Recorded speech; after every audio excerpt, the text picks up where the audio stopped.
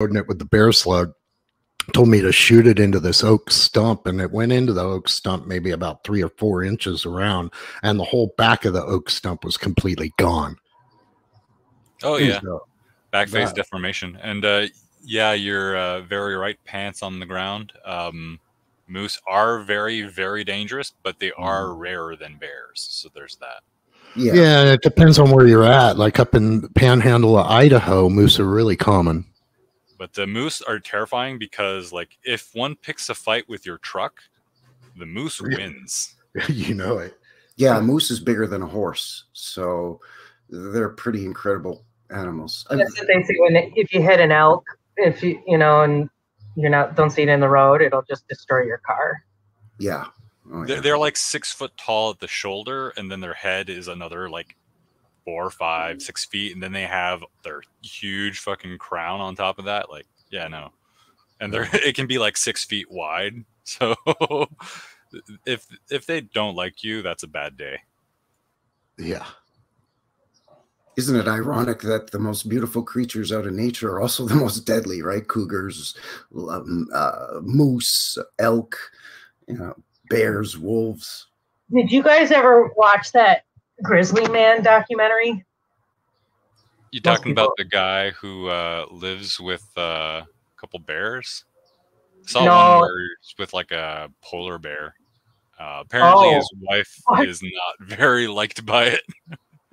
Oh, the polar bears, I feel like they're more unpredictable, and maybe it's just because we don't live around them as much, but they seem to be like, they seem to mess with humans way more than grizzlies do overall. What's even worse, though, is that you can have a hybrid of a polar bear and grizzly, and they are bigger and more aggressive than both. Oh, I didn't know they were bigger. Oh, are you talking about the one where the guy's up in Alaska and thinks that he's part of the family of grizzly bears and then gets eaten?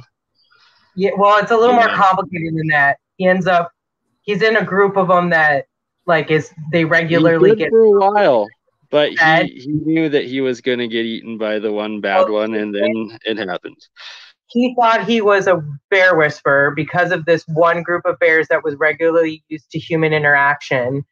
And he ended up deciding he was going to go to this remote island where they were starving to death because he was going to bring awareness and bear whisper these guys and save them, is what he said, even though he didn't bring food for them or anything.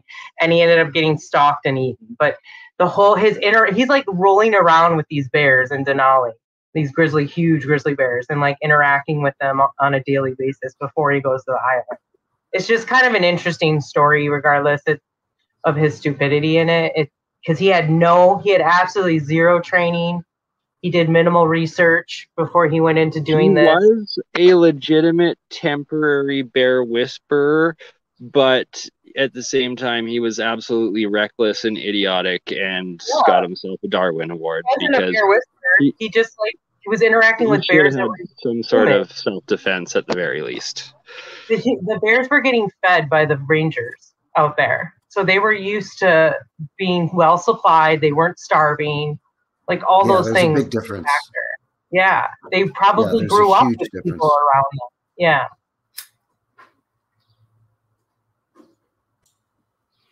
Okay, so I got to jump. So if I could, documentary. Sorry about. Oh, I was just going to say I got to jump here. Wanted to drop in a quick plug. I built a website, thefounders.life, and the whole point of the website is for us to have our own community, which is not censored in any way, where we can all join and have forums and discuss this in another format off of YouTube. So the founders.life, if any of you want to go there, I've got playlists on everything from electroculture to Tartaria, private chat, and I will bring it up. And sorry for interrupting. Please continue. And we got to show this. Cool. Yeah. Cause, I really think that the more we can come together and gather together as a community and share these ideas and concepts and information, we're going to touch more people, and more people are going to wake up to what, that the fact that history is not perfect by any means. And that, and something real quick before I go, we are talking about earlier was the highly mineralized water and salt water, right? That would cover all these areas within the mud flood. And what I've been studying really hard is the area of Spanish Peaks in Colorado, and then also Shiprock in New Mexico. And they're actually, these 2 points are not far from each other. But the Spanish Peaks area, if you look at Spanish Peak from Google, it looks like a medicine wheel of walls going out. And the same thing with Shiprock. It looks like it was like some big castle in the center with all these walls going out, and these walls are super high. And it looks as if, the geologists say that it is, a lot of it is quartzite in the center. So, it got quartzite is obviously, petrified material. So anyway, just something to check out. I think that similar to the star forts, there were areas where they built these. I mean, these things are like 2-3 stories tall or longer, and some of these walls go for like 5 or 6 miles or more. And then the one that goes down through Stonewall, Colorado, that literally goes all the way from Canada to Mexico. And you see all these portions of walls all over the place. And then you see all the silt and stuff that has come up against them from obvious mud floods. So anyway, just something to ponder, something I wanted to throw at BurnEYe, because I think this, coincides with some of the stuff that he's looking into with the geoglyphs and stuff, because literally right outside of Stonewall, there's a huge geoglyph right there of a Native American's head and a little bear head. In that area. So anyway, check out my channel. I've got a couple videos on that, but please, everybody, go join the founders.life, and let's keep the conversations going on these topics. Can you pretty please put the link in the private chat right now, and I will post it in the live chat for everyone. Yeah, I'll do it right now. Yep, thanks. And thank you. As well as the link to your channel, please. Yeah. All your links before you go. You got to post okay, man. them. Yeah, so here's here's the Founders Life link. I'll drop that in. It's thefounders.life for those listening. And there's that one. And then my YouTube channel is Antediluvian America, just like the name. Why can I not find? Oh, there we go. There we go. My computer's just slow. And boom. There we go. Oh my goodness. What? Stupid twitchiness of my fingers. Hey, I did get it right. Okay. Here we go. And awesome.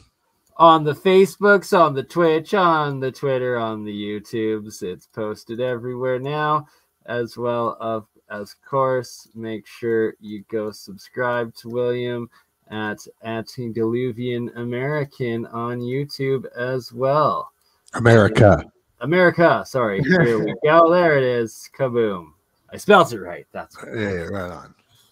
All right, guys. Peace out. Look forward to talking to you all again soon. For Great sure. talking Much to you, love. Nice to meet you. Thank you. All right. Peace. Thanks a lot. Have a blessed rest of your weekend. And I will make sure myself to click on that link on the founders.life, and we'll create an account. You can post his YouTube channel too? Or somebody could do that? Oh, you did. Thank you. Yes, you I definitely did. You gotta go subscribe. And I already subscribed to Founders, so get your butts over there. I'm big on the community discussion too. I've talked about the idea of a PMA a lot, and that, my big thing is it takes a village. I feel like in some format, even if we end up forming smaller communities, this is something that we should be trying to do. I mean, if we could, what if we could all have a research facility that we could all come and spend time at, that you could put in a little bit of money and ahead of time in the, while we're building or for part of the build, but then that money isn't something you have to pay to come back in to use our facilities, you know, and that's something on top of the research facility, because I want to do research with healing methods, but to have an actual healing and wellness center where there are people who are been doing these practices for a long time that can teach you how to do it yourself so that you can be independent. And this isn't about, you know, trying to make money. Anyway, I think we should be having this discussion more. Right, more collectives, 100%. And Health and Wellness Center is a great place and way and topic to start. I think we're going to start one in Oregon so we can do psilocybin because it's legal here. So, and I'm actually going to start the process and do my application to become a facilitator. So come on down and I'll take you for a ride.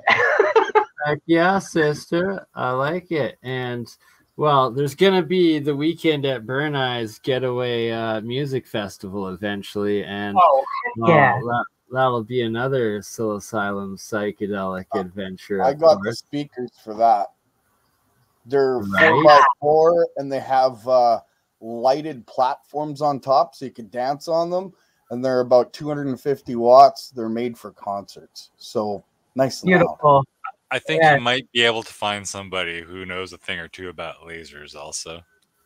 Maybe, right? Oh, yeah. I don't know. That might be kind of hard.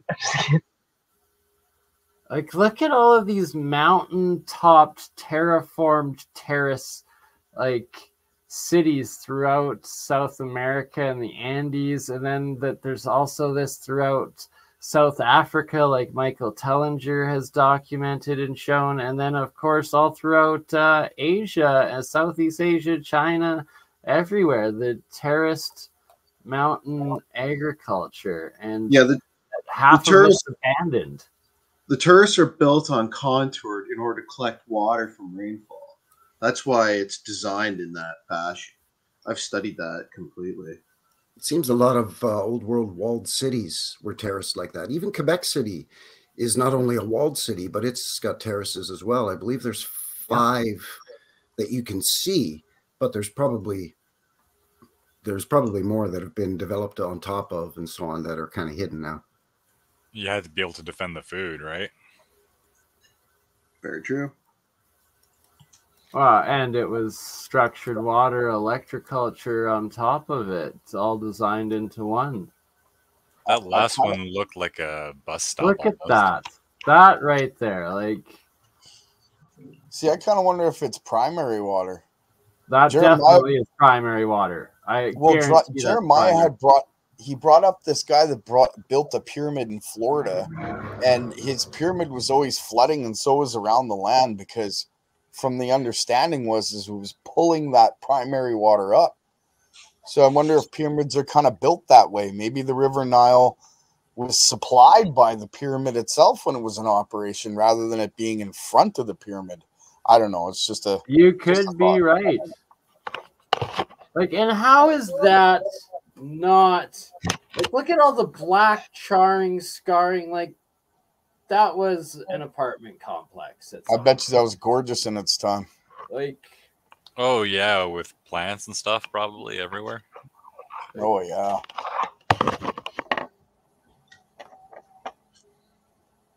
And there's just so much evidence of that, those buildings into the rock like that all over the Southwest and Colorado.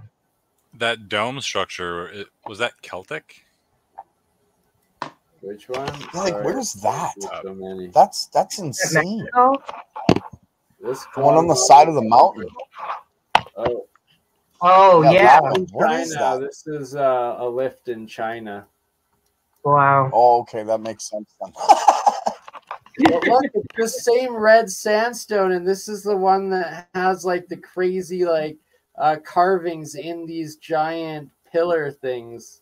I got to get a better picture of it.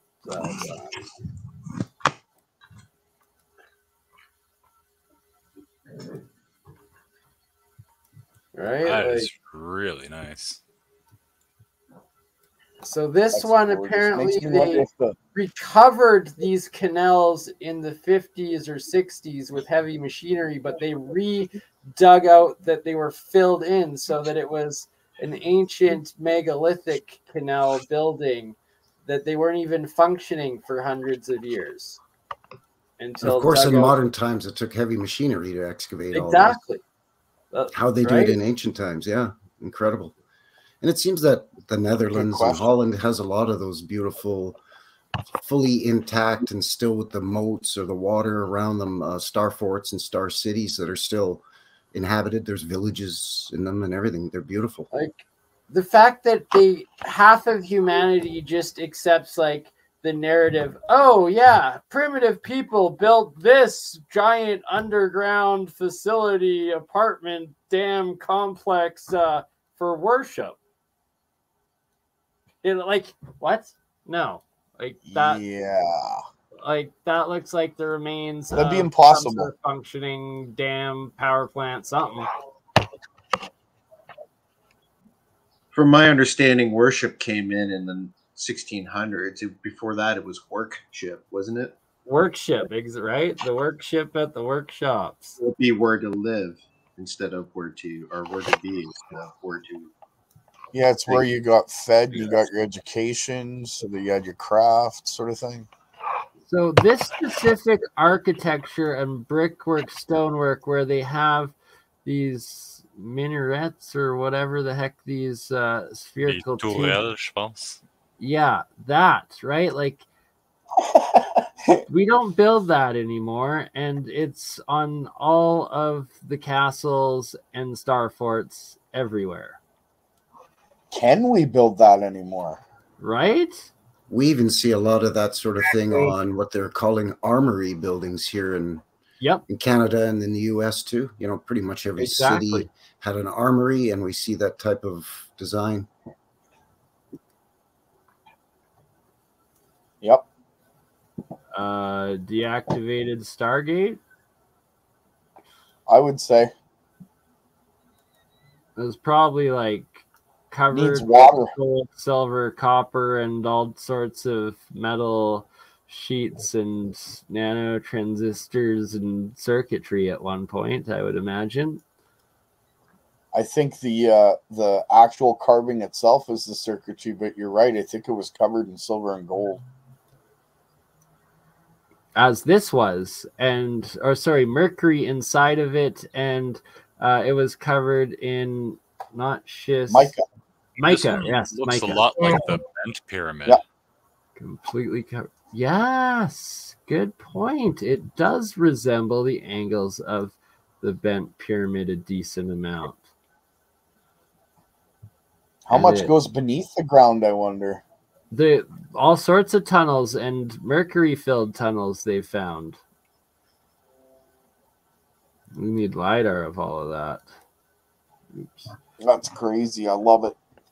This is the one Indonesian pyramid made with all the basalt blocks. Oh my god, I always get them messed up. The one Graham Hall or something? No, that's the island one. Yangpiang, I believe. Yes. Say that again. You know what we need to do? Yangpiang, I think. But my pronunciation could be off because I'm just a Canadian fella, eh? Just a Canadian, eh? Yeah, eh? So, you know, take off, eh? So, Guy will mispronounce stuff, you know? But that's yeah. Welcome, Bob Greenyer. Hello, good doctor, sir. Hello. Good morning, Bob. Doctor, but thank you all the same. Hello. Glad to have you. We're going over geopolymer and pyramid technology and structure at the moment. Very good.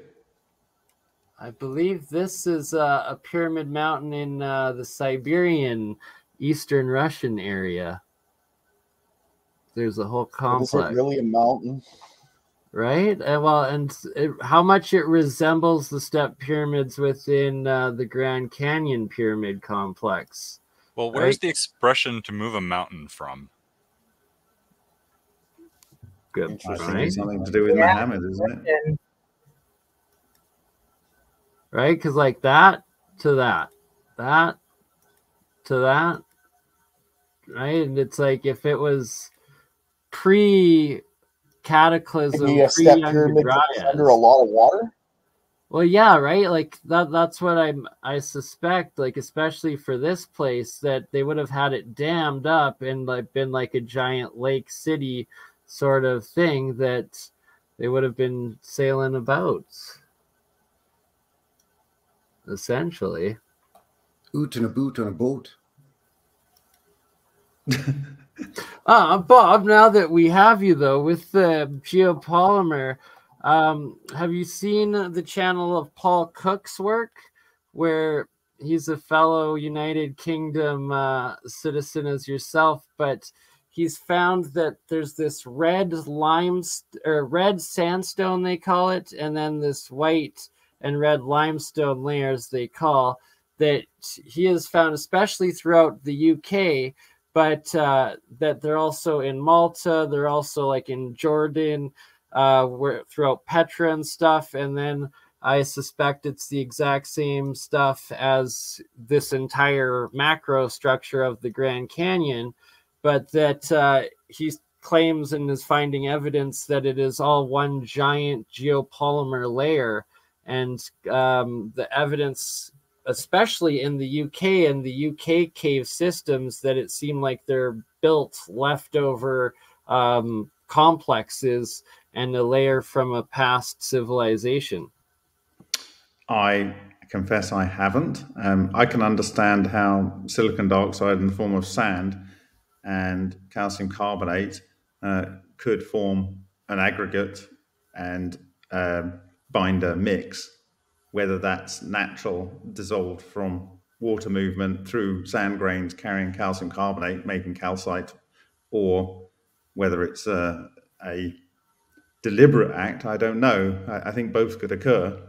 And so maybe something. But now that I think about it, because of how you've shown with like the wind hex and like the theory that they would essentially just grind down the material from on the spot and then remake it as the geopolymer essentially, or cast it very close by, that then they a lot of this could be natural, and then specific areas could be built up or reused or made into. Well, I mean, you could just look at cultures around the world, troglodyte cultures and so on. They take a natural formation and they cut into it, but they then might create facing stones out of chunks of the same material, or possibly to create a geopolymer out of the same material to, you know, produce window frames and door and archways and stuff. But like, it makes much more sense. Like if I was to go to Mars, I would start by making my homes underground. Firstly, if you can create maybe a plasma-based, HHO-based system to create living accommodation and tunnels and service facilities and factories and stuff, if you could use the system that would vitrify the walls and seal them, and they're underground, you're then able to pressurize those with atmospheric pressure to live. So, you know, a lot less dangerous than exposed bubbles or domes outside and then fully. Well, I mean, they're not having to create the building material. It's subtractive manufacturing, isn't it, as it were? And if you can use a technology that might make the material disappear, you don't even have to deal with the waste. So, you know, there's a lot of reasons why you would use that kind of technology. So, but in terms of the geopolymers, I had a thought recently based on a recent presentation that I gave, that the wind hex appears to leave, for instance, metals magnetic, but it also leaves particles free flowing and spheroid. And so I thought that maybe this whole concept around extra relic neutrinos in materials causing the way electrons interact with each other to change on various levels, from, you know, removing van der Waals or Casimir forces all the way through to causing nucleon decay, and also making water molecules fall apart.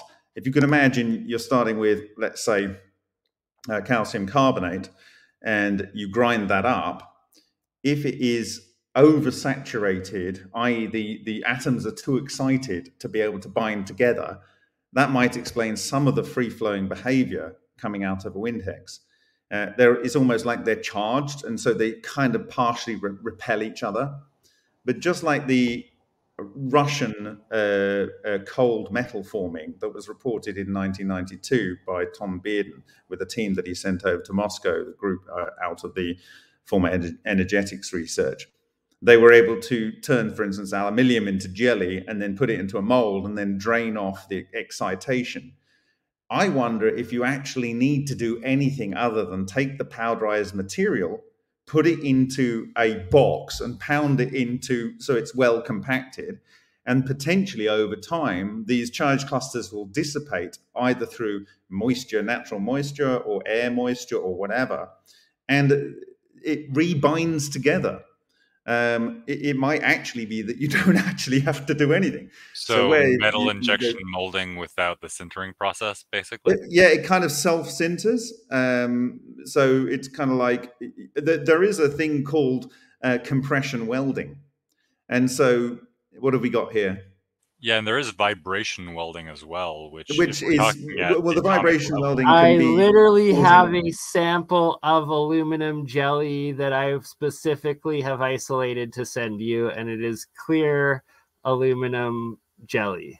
Okay, fantastic. Well, I'll be interested to see what that is. When you say aluminum or aluminium for us on this side of the pond, jelly, is it? It is jelly that came and formed off of a literal roll of aluminum foil. It is the aluminum foil physically turned into this clear jelly. But did you mix something like calcium hydroxide in there? Just normal salt water that was below it, and I turned a roll of aluminum foil into an anode going into a bit of salt water, but the jelly formed above the water and on top of on the aluminum, out of the aluminum foil, dripping down in towards the water, but no exposure itself to the salt water, just off of the aluminum foil the jellies formed and that I collected. Okay, well, when you put it into an SEM, you kind of have to have it dry. So, is it something that will dry? Oh yeah, it should. I'll leave it out to let it. Leave a sample so that it can dry. Obviously, then air's going to do something with it, but. Yeah, I mean, when you put it into an SEM, it puts it into a vacuum anyway, and it kind of dries it out.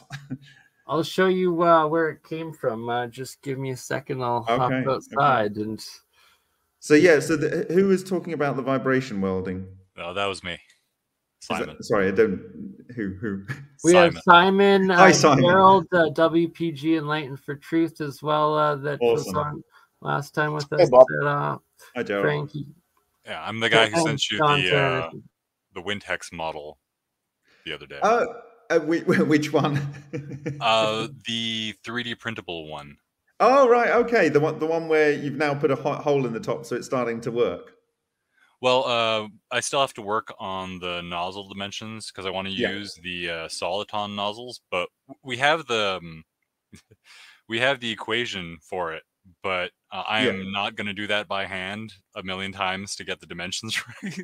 No. So until someone makes a calculator so that I can just quickly punch the dimensions in, it's pretty much that might be something I can encourage someone in the community to do. Yeah, it's going to be based. It's going to be based on your, all the parameters. But individuals will have different capabilities of being able to inject a certain amount of air.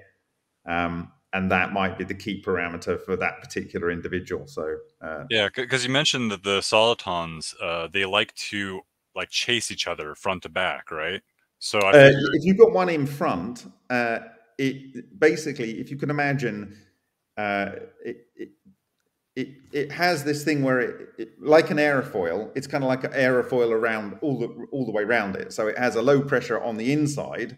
Yeah, slightly behind it, and then a high pressure on the outside, and that kind of pulls it through the medium, the fluid, whether that's the ether, a gas, a plasma, or a liquid, or indeed a solid if it's a non-charged structure that's being able to go through a solid. So behind it, it's got kind of like a zone where it creates a low pressure. And so yeah, okay, I see what you mean. Yeah. So it's kind of like it's pressure. It's kind of like a well in which it falls into, and as it gets closer to it, it gets pulled in. And if you look at those sprites videos, you can see them coming in from the side and wrapping on and merging. You can see them coming from behind, and yeah, you'll be able to see air solitons done by divers where the same thing occurs. Yeah, I was looking at a thing, German project where it was basically a giant vortex cannon, but they filled it with very fine coal dust, and so when they fired it, the coal dust would ignite and it would keep feeding the vortex and keep getting bigger and bigger and bigger, and it was for anti-aircraft use. Right. Well, that's the. I mean, these. If you've seen divers underwater create a soliton, they're able to knock over stones that have piled up underwater at quite some distance, and so the structures are very stable. Sorry, what? I just want to interject for a question. I'm sorry. It's for Bob. It's Gerald here. Is the Windex, is it size dependent? Does it have to be to those parameters that were originally talked about, or can it be reduced in size to some degree? My view on the size is there will be quantization and resonance involved, and so that I understand. Yeah. So if you look at, for instance, the exotic vacuum objects, they're typically like 1 micron, 5 micron, 20 micron, 100 micron, or something like that, right? Because they're kind of fractal. And if you can imagine, and so I don't know whether it's that important when you get to a very big one. It might be just very important when it's very small, because you're not looking for it to be too perfect when it's that big, because you're after a very, very weak effect. You're not trying to do nucleon exchange or nuclear decay. You know, it's a much more subtle effect. But what we're looking at actually at the moment is, you know, the WindHex air blowers are coming soon, and the other parts are coming. So I'm going to have an update probably this coming week.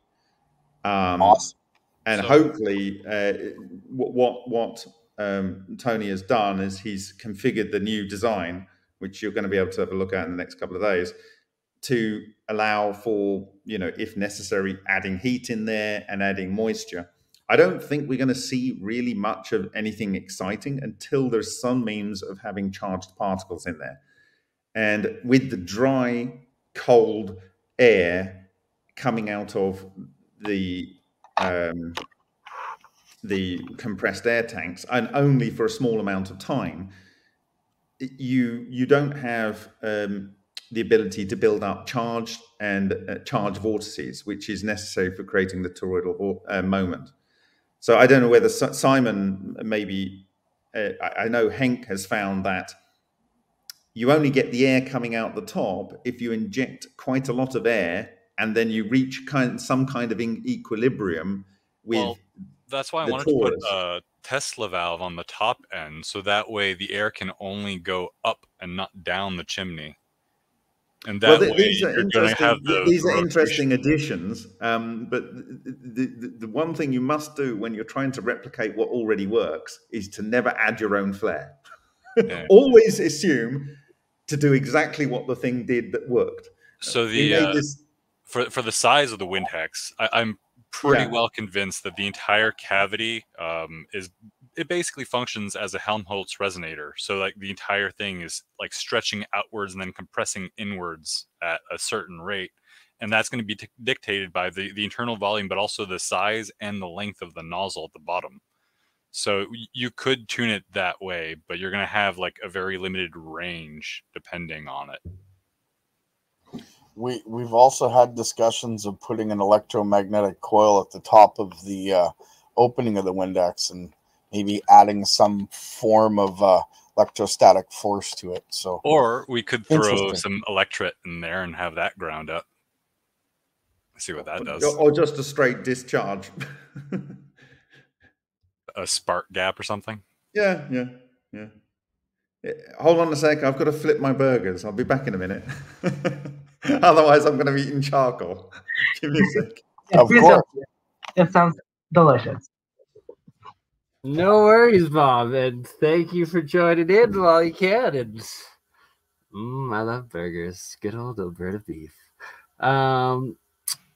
Miss, I hope they're cheeseburgers.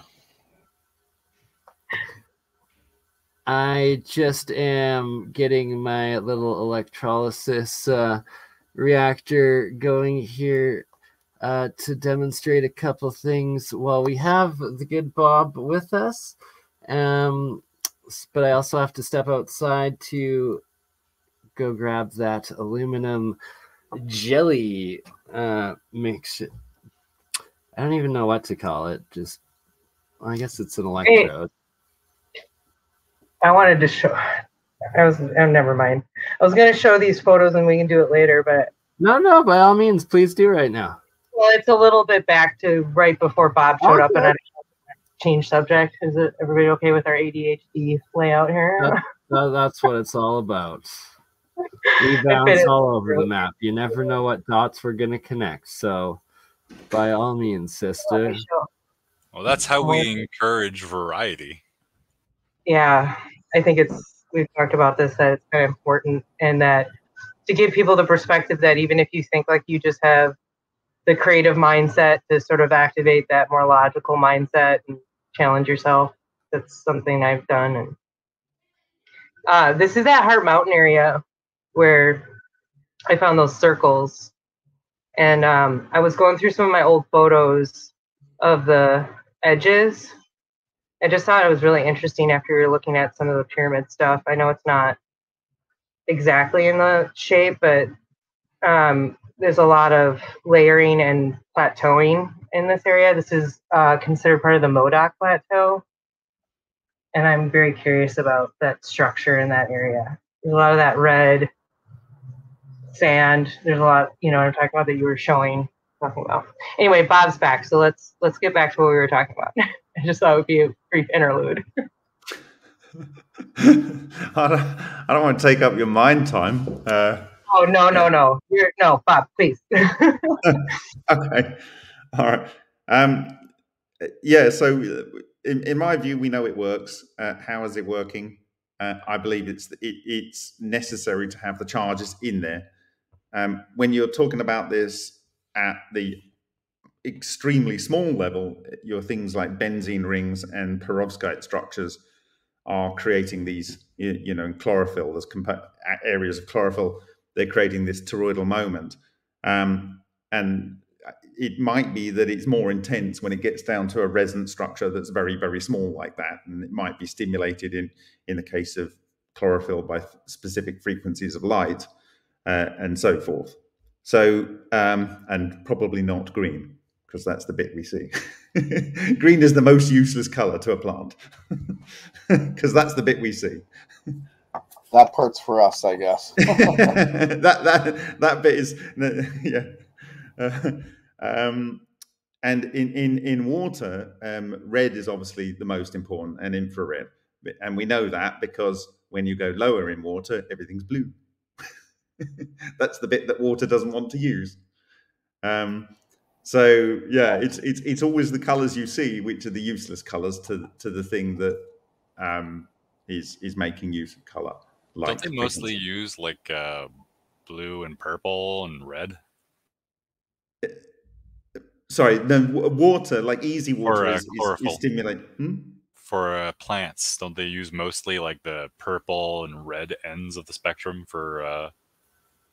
Yeah. Well, again, I think it might be something to do with water. I also wanted to bring up that there's been a lot of discussion about this red-blue shift now in the hyperdimensional anti-gravity and plasma phenomenon discussions going on if we're talking about colors. Do you got any thoughts on that, Bob? I certainly have a view on red and green because they are complementary colors in color space. And if you look at the Valery Zatalepin presentations from Sochi 2018 on the MFMP YouTube channel, you can see where there are natural and man-made ball lightning structures. And they spin at some ridiculous speed. I can't remember offhand, but it's 50,000 somethings, and I think it's not millimeters per second.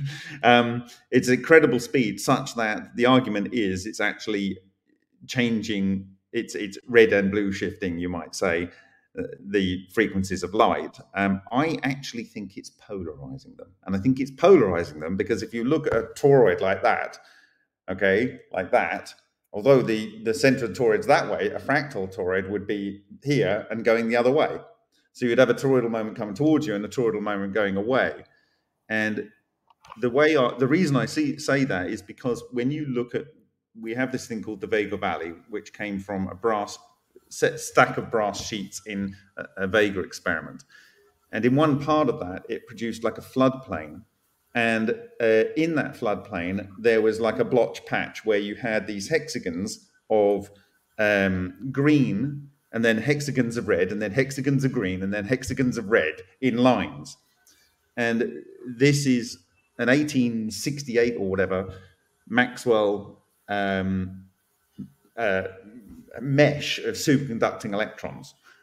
Which, if you look at up-to-date supercomputer versions of it, this is what it should create. But it's spinning one way, and it's affecting something to do with that copper, probably, or the copper and zinc in there, but probably copper, such that when the light interacts with it, it gives green light back, and the other side it gives red light back. So I think whatever's going on is it's leaving a signature in the atomic structure. Now, when that one is caused by ball lightning, showing this red and green to reflected light, and it's not changing it's basically doing some polarization to the light in some weird way, and it might be because the intense magnetic moments left in non-magnetic material, i.e., the copper is affected by a magnetic field, and this is how I believe you can see some strange radiation tracks because I have a polarizer on my microscope. I had a hunch that it would have this intense magnetic field and it would leave the atoms oriented, the nuclei of the atoms oriented as it translated through the material. And when you look at it under under a normal microscope and you do use a polarizing filter, something that's not there suddenly appears. So I think it might be something to do with that. So I'd encourage people to look at the. In fact, I'll find that link now and I'll put it into the chat. Chat with everyone in the studio. So Bob, go on. I could speak to polarization through a lot of my experiments that I do, and I've got multiple videos on YouTube on that when it comes to magnetic polarization. When I spin, basically the coils create spin through its geometrical form because it's bifilar. There's a certain balance in there, and the polarization happens directly in the center of the open core of the coil and on the outsides. But on the outsides, it's polarized in the opposite direction. So it's interesting the way that I remember you talking about this. Yes. So yeah, and as it's showing, oh, sorry to interrupt. Finish, Gerald, and then I'll describe the picture. Well, I was just going to say, as it's polarized in the opposite direction on the outside, it's also spinning in the opposite direction as the inner core of that coil spin. You actually did a physical demonstration, I think, of that, right? Yeah, I've done a few. Yeah, I actually showed. I froze a coil while it was being pulsed, and if you look at the video when I flip the brick of ice, you can see the waveform pattern show up in the coil and the ice block itself. It's pretty interesting. Okay. Wow. So I'll let, yeah, it's something that I can definitely show you in the future. Do you have the Excellent. link? I'll open it up and show it. And I also got the link that you posted, Bob. I'll open that up in a sec. In this is an anode that I have that's completely just same copper wire, triple solenoid through. And in this one, it's a green-blue alteration. Usually it's blue-red alteration that it forms. And going down below the blue submerged into the water, you can't see it, or the electrolyte salt water, it actually goes green again and alternates again. And that it does these alternating, usually red, blue, but here it's green, blue, patches on the copper, and that there's literally nothing changing between, like why is it causing like an oxidized reaction on portions of it, alternating usually in this red color, or in this case green instead of red, and then always the blue on the opposite opposing segments, but that some must have like more hydrogen, be like a hydroxide instead of just an oxide or something, whatever it's doing, but that it's doing it in these segments. I mean, without understanding particularly the chemicals you've got in there, or I wouldn't. It does. It'll do it in pure air as well. The copper, and why do we make magnets as red and blue south and north poles? And is essentially is nature doing that itself in these fields, in the oxidization and hydrides that it forms, and corresponding color relation potentially too? Well, I could certainly imagine that at some point in the past, someone saw something at either end of something that was magnetic, that was red and blue, and maybe decided that would be a good way to represent it. And maybe someone could look into the etymology of the coloring of magnets. But certainly, if you take something like the juice from a red cabbage, and you put you try and electrolyze it, you'll end up with some purple on one side and blue on the other, like reddish on the one side and blue on the other, right? You know that experiment, the classic experiment to use red cabbage water, and then you electrolyze it. Oh, right, where it's right, like in third grade science class. It's exactly the way it was originally done. That's where I had a presentation on this, where the word ion came from someone looking at, I think it was Faraday, doing that electrolysis and saying the two counter-rotating vortices that form. He said, "Oh, well, that looks like an ionic column," and so that's why ions are called ions.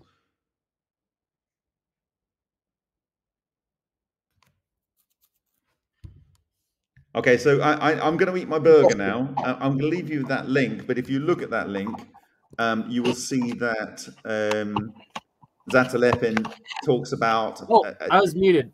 Sorry. Thank you so much for joining in, Bob. But quickly, before you go, 30 more seconds, I will run out with my camera outside to show you the aluminum that... Okay, before you go, you can see on the image when you look at this video that in 2009, natural ball lightning, because of the red and blue, but it looks green to me. But anyway, red and blue shift on either side of the natural ball lightning, they're estimating that the rotation speed is 100,000 kilometers per second. And in a man-made one, where they've still got red and green, but it looks like red and green to me, but let's say red and blue. It's got 50,000 kilometers per second. So that is, they're looking at the speed of that rotation based on the color shift. And that's a radius of like 50 microns maximum-ish. Yeah, I mean, there's a lot of information in that one presentation. Okay, so run outside, because, yes.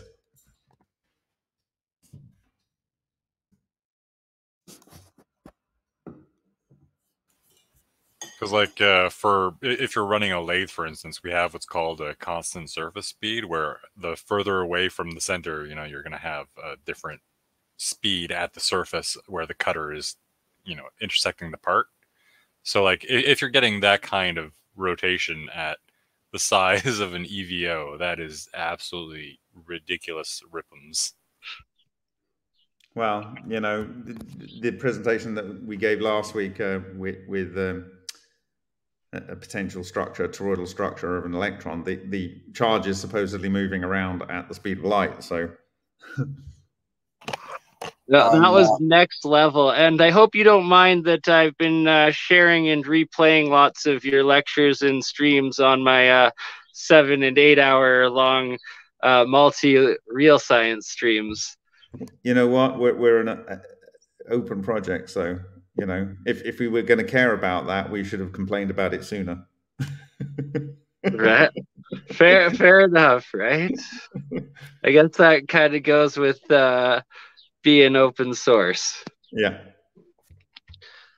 Okay, so here you can see the top of the aluminum foil where it's crusted, got a little salty. Then as soon as into the jar area, it starts to form the anode reaction and breaking down into the different ormus and monoatomics, and that it's starting to reform the gel-like clear aluminum drips off of it, and that's what I harvested the aluminum clear jelly from, is the dripping aluminum coming off of the... Could it be aluminum or aluminium hydroxide? Quite possibly, as it's literally... That would probably be my first guess. But my burger is calling, so I'm going to have to apologize and say goodbye. Fair enough, good sir. Thank you very much, Bob. Thank you for sharing that with me. Much love, and doing electroculture on my purple, silver, gold, and green, blue monatomic golds. Have a good day, sir. Thank you. Thanks, Bob. Cheers, mate. Enjoy your burger. I have that. Oh, too late. No worries. We gotta let the good professor eat his meal while it is still warm.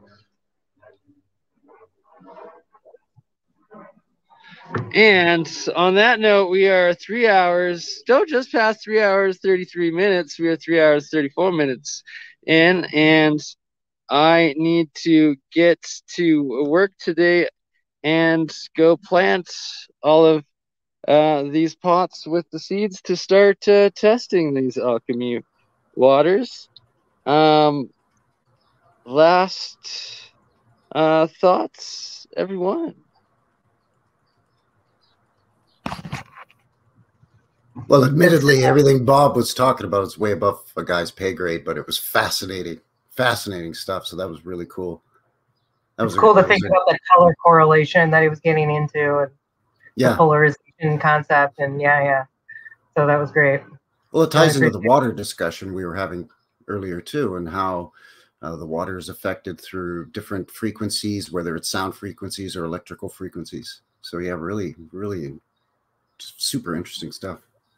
Have you seen the guys that have I don't know how, like, I've just been seeing a lot more videos of this, and of course you always have to be skeptical, but you know, we've seen some potential capabilities of like long-term practice of Qigong, and these guys are standing out in like not giant bodies of water necessarily, like little rivers or pond type situations, and they're showing them doing their movements to, you know, to gather chi, bring in the work on their own energy, and then they start to do this thing where they start to like push at the water, and they're like showing the direction that they're getting it, and all of a sudden you'll see the ripples show up, little light breeze sometimes, potentially. Obviously that could be correlated with the weather, but it is a little bit interesting because I've seen them move position and then move it to another area. So I feel like things we mess with experimentally as well. I mean, some of us could, practicing, I don't know how many of you practice some meditation, but start to kind of do some of these of our own experiments. I'm starting to like a long time understanding of how meditation can be very different for people, and scientific testing of remote viewing, streaming, and like live meditation or like collective conscious streams I want to start experimenting with, probably especially on the solstices and equinoxes, full moon, stuff like that. Yeah, well, I've seen something similar to what Sra was just talking about. I think it was in the earlier mid-90s. There used to be a television show called Martial Arts World Tour. And the host of the show would just go to different countries to sort of showcase the different martial arts, where there was sort of territorial differences, cultural differences, and whatnot. But there was one episode where they're talking about the Qigong, and there were these guys that they were using their voices actually to cause ripples in big colanders of water. And they were standing, 30 yards away. And just by projecting their voice after gathering chi, they could produce ripples in water. And one guy was actually able to disable birds in flight, small birds in flight, with his voice. Not kill them, but actually just cause them to basically crash land or have to land, or much like if you whistle at a bat, you could throw it off course, kind of the same idea. And one guy was saying he could kill insects like large grasshoppers and locusts just by using his trained voice. It was pretty incredible stuff.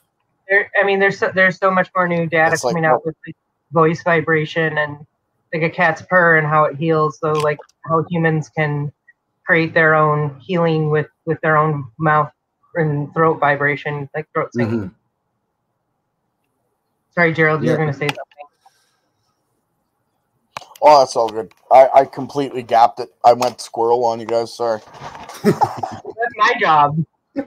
Well, there is the Inuit throat singing and the Mongolian throat singing as well, right? That exactly. One of the theories that I've heard about that is because they had such a limited diet, that part of that throat singing helps to heal them and compensate for certain parts of the diet that are lacking, so it doesn't affect them physically or physiologically. Well, Scandinavians have the death growl as well, which is apparently a very historical musical style that's several hundred years old at the very least. Yeah, who is this, Simon? Sorry, who was that?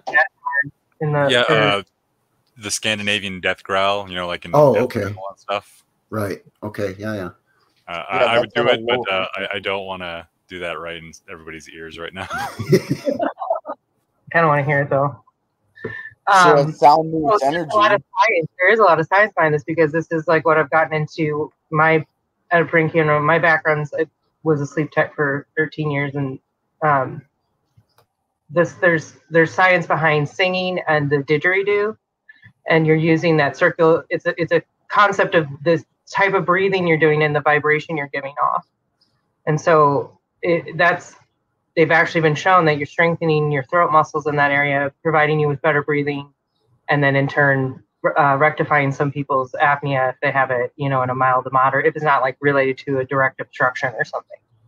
So there's real legit, this all connects. That's what's so fascinating.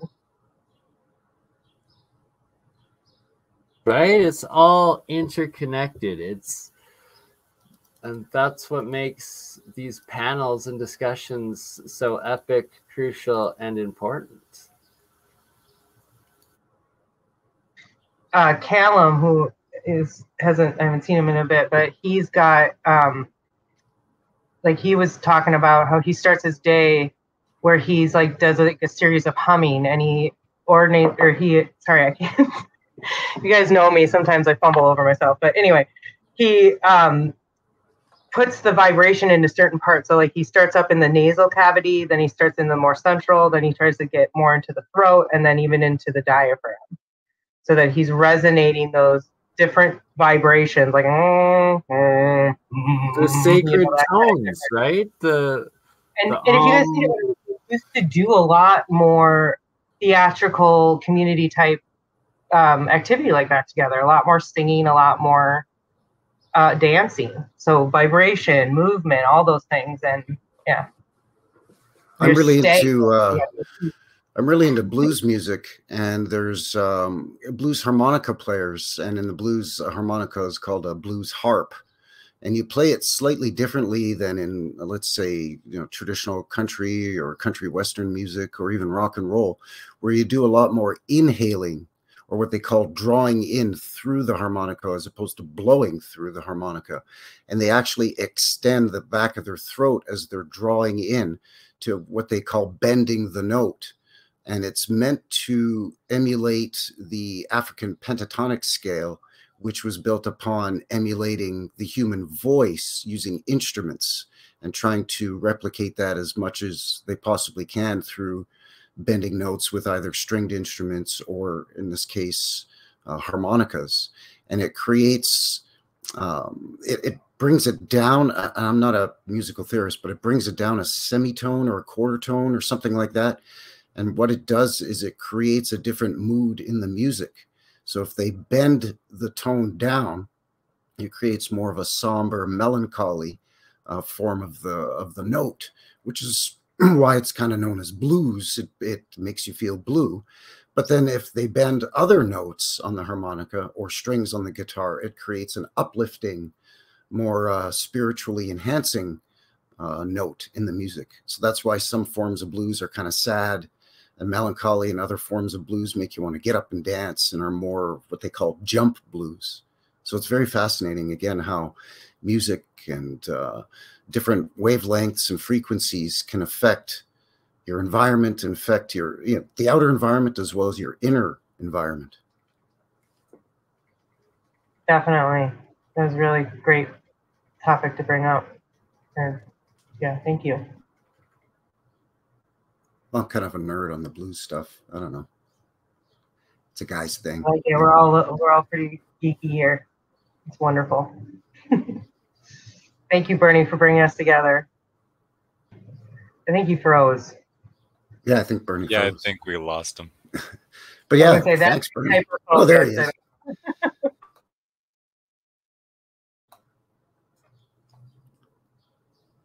Yeah, you're back, Bernie, but you're muted.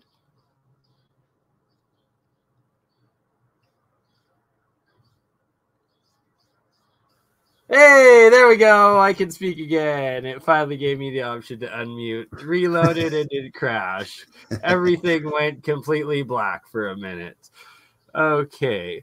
I love you all. We keep it weird. That's what it's all about. I will quickly share everybody's channels before we end this stream right at the 4-hour mark. But before then, here's MontanaMegalist.com.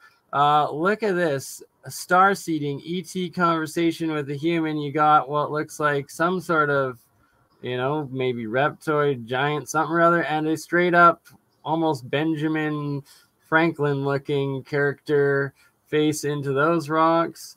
I find that really fascinating. But I see all sorts of these sort of megaliths around Alberta, which is just north of this, the exact same area, and especially these sorts, and that they are doloms, and they're like the Siberian giant ones, and these massive megalithic wall ones, especially these style. There's so many in southern Alberta that I want to check out and hike. And that they all apparently, when you do go up, have these dolom cave and different giant faces and whatnot, leftover remnants everywhere, and especially the ridiculously large-sized megalithic walls that are getting to the point of undeniability that they are intelligently built. I love watching their videos. They seem like just really sweet people, and it'd be fun to go on one of their tours. I'm gonna get my passport, Bernie, so we got to do some cool trips. We should get some huge groups together. It'd be super fun to all go to this. Right? Oh, we definitely are doing a meetup here. But first, we're going to do the Medicine Hat Badland Guardians, and that is going to happen this month. 100%. It's all coming out at once now. No, that's Dragon's Temple. Where's the Eagle Amphitheater? See, like, look at these. This right here, this is exactly what I'm talking about at Mount Yamaniska. It's literally at the mountain top, just pathways, intersecting pathways of this exact same geopolymer or megalithic blockwork, just and even more block and right angles than what are being demonstrated here. And look, Dr. Sam there. The medicine wheels also gonna be checking them out in this area as well. There's Canada's Stonehenge that's at least 4,500 years old, also close to the Medicine Hat Badland Guardians. And look at these, like, yeah, glacial erratics, glacier. The ice just magically melted so that everything could perfectly balance on top of each other, right? Like, perfectly. It's like nature's way. Here we go. Eagle Mount Amphitheater. This actually reminds me as an identical, almost identical feature mountain as the backside of the Three Sisters peaks in Canmore, which I've apparently is the intersection of several different ley lines from pictures I've seen of it. I think from Google Earth we looked at it, as well as some hikers photos that we could zoom in on. It looked like all sorts of actual, like, different, like, seats, walls, carvings, and there's legends of the Three Sisters actually being carved into the backside of the mountains there, of three indigenous native princesses, which I would also like to verify and explore someday soon. So there's a whole summer of exploration coming up. And it just keeps getting better and super cool. Would you trip to comments that there, it's like we need to be touching each other. I know it's kind of off subject, but I actually just was with my neighbor. We had to go to the emergency room a couple times, and I did Reiki on her while we were in there, and was able to see in real time her blood pressure drop. So I agree. We need to hug each other more. There's actually, like, science behind that too. So just saw that comment. I want to put that out there. Sorry, I'm done now. Let's say goodbye. Oh, good, sister. And that is Esra, aka Mindful Exposures. And here we go. There's your channel. It should be displaying. Is it? Oh, no. Come on. There we go. There we go. Okay. My neighbor's dog, I'm watching her. And I don't have a ton of videos up, guys, but actually I do have videos that are, like, unlisted, and I'm showing people to kind of get their input before I start going live with all my stuff. So I will have, like, I just did a video on the Revigator or radium water. So I'm kind of excited to do that. I could show you guys. It's 5 minutes, but I know, Bernie, you need to get going now. I got to get to work. I am sorry. Yeah, I will show it another time. So anyway, next episode, 100%. Thank you for sharing my stuff. Go check it out. There's go check out Bob's channel. Bob's channel, Martin Fleischman Memorial Project. Then we have William's channel, Antediluvian American, as well as Frankie's channel in New West Reset. And I gotta pull up WPG Enlightened for Truth too, as Gerald's channel as well. Definitely also subscribe to Gerald's channel. Good content.